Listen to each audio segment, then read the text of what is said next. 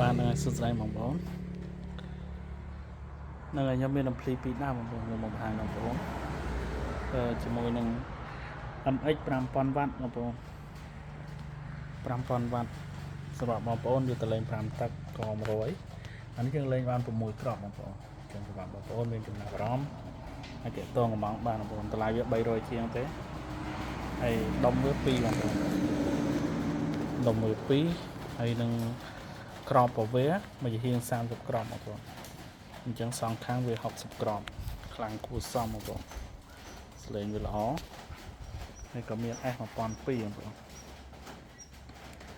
S1002 នេះបាននៅស្អាតនៅស៊ីននេះគ្នាបងប្អូនរបកលើតិចតិចហើយតម្លៃវាក៏ទៅតាមនឹងដែរបងប្អូនថ្លៃវាត្រឹមតែ260ទេ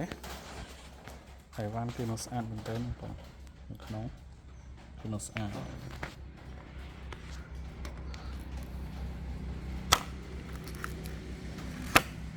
អញ្ចឹងសម្រាប់បងប្អូនយើងត្រូវការ S1002 នេះយកទៅលេងសាប់ក៏បានសង់ក៏បានបងប្អូនលេងសាប់បានក104គ្រាប់វាយសង់បាន8គ្រាប់បងប្អូនស្លេងចេញស្អាតរយ៉ាល់នេះចឹងបងប្អូនយើងត្រូវការប្រភេទអំភ្លីពីដើមនេះគឺអាចតាក់ទងកំងបានបងប្អូនគឺវ៉ាន់នៅស៊ីននឹងអស់បងប្អូន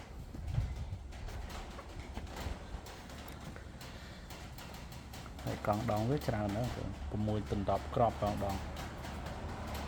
សូមអរគុណបងប្អូនសម្រាប់បងប្អូនយើងត្រូវការអំភ្លីយកទៅលេងបាសសាប់បាសសង់អីអាចទៅនឹងតំណងបានបងប្អូនក៏នៅមានផ្សេងច្រើនទៀតមានដូចជាសាប់5ទឹកក125ក៏នៅមាន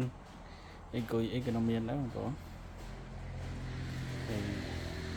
សម្រាប់បងប្អូនយើងត្រូវការផ្សេងទៀតក៏នៅមានច្រើនបងប្អូនបានថ្មីក៏នៅមានខ្លះដែរខ្ញុំសូមអរគុណបងប្អូនយើងត្រូវការទាក់ទងបាន